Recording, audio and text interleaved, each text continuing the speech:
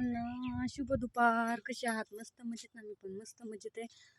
आणि हिरबळ आराम केलाय. आता म्हणलं थोडीशी माती जाऊन आणावं चाळून, आणि थोडीशी चूल ही झाली, त्याच्यामुळं ते चुलीला थोडंसं लिपून घ्यावं म्हणलं. जरा ही झाली, आणि ऊस तोडून आल्यापासून तर घरात करूच वाटत नाही, काय लय दुरण ही लागतो, त्याच्यामुळं म्हणलं इथंच बाहेरच करते. आभाळ आलंय काय,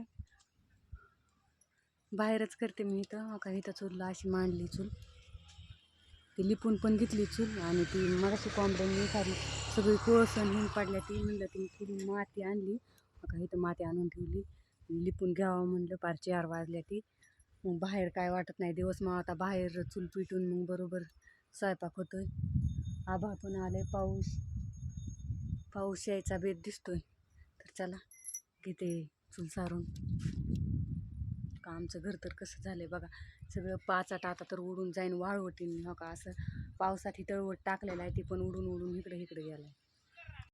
तर इथं चाललंय माझं चूल लिपायचं काम. आणि हे चूल लिपून म्हणजे एकदम इकडून पाडले होते काल, लिपून घ्यायची होती. तर ती बरोबर असा तवा एकदम शाप बसत होता, तर बाजरीच्या भाकरी अशा पचतच नव्हत्या. इकडून एकदम जळून जायच्या, इकडून कच्च्या राहायच्या, आणि मधल्या साईडला बरोबर तिथं जाळ लागतो, इथं बरोबर अशा काळ्या भंगार होऊन जळून जात होत्या.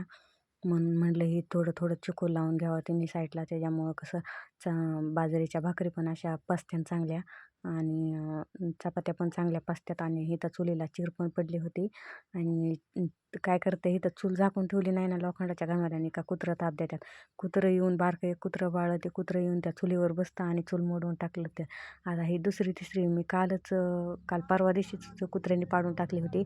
पुन्हा काल नीट करून घेतली होती, पुन्हा आता जाळ लागाना म्हणून पुन्हा लिपून घेते. कुत्रे सारखे वैतागतात. तर रोज संध्याकाळ स्वयंपाक झाला का ही चुलीतली हारी इजली का लगेच लोखंडाच्या घमेल्याने झाकून ठेवावं लागतं. नाहीतर संध्याकाळच्या वेळेस मग रातच्याला थंडी वाजायला लागली का दोन कुत्रे, एक कुठनं आलंय काय माहिती मनाने, आणि एक आम्हीच पाळायला पांढरं, ते चुलीत येऊन ह्या सगळ्या इटा पाडून, ही सगळं मातीची चूल सगळीकडे जिकडं तिकडं पाडून इथं बसते. ती सगळी राख ही सगळी इकडं उधळून देते. ती मी कालच परवा दिवशी संध्याकाळ पाडली होती. तर काल मी ही चूल सगळी लिपून पुन्हा इथं शेणाने पण सारून घेतलं होतं. मग इथे भाकरी ही करायला टोपलं ही ठेवावं लागतं ना, परात ही सगळं इथंच बनवावं लागतं. त्याच्यामुळे म्हणलं केस कुत्र्याचे पडलेले असते नाही, त्याच्यामुळं पुन्हा शेणाने अजून इथं लिपून शेणाने सारून घेतलं होतं.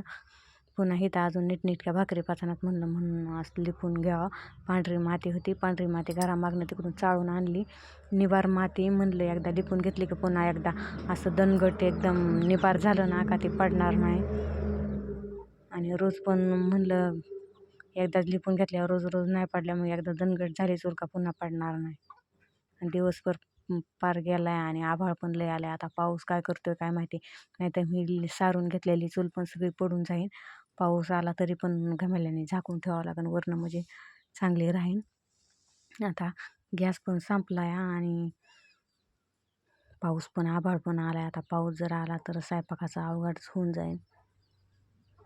आता ह्या दिवसात तर काय पाऊस नसतो, पण आता पाऊस येतो का काय माहिती. पाऊस जर आला तर इथं मी चूल केली तिथं अजिबात नीटनेटकं राहत नाही, सगळा चिखल असतो. इथं चूल पेटवायचं म्हणलं तरी सगळं बसायला येत नाही खाली, इतका चिखल असतं. इकडून सगळं माझ्या मागणं सगळं पाणी येतं इकडं, असं जरा इकडं जराशी खोलगट आहे, आणि पलीकडं जराशी तिकडं बरोबर असं पाणी निपून इकडं येतं, आणि इकडं थोडंसं पाणी चुलीच्या मागं थोडंसं खड्ड्यात इकडं साचतं. त्याच्यामुळे जास्त लवकर चुलीत करायला येत नाही इथं स्वयंपाक. आता चूल झालेली पण माझी. आता इथं एका कशाने तरी पोथ्याला देऊन घेते, आणि मस्त असं शेण आणून ठेवलं.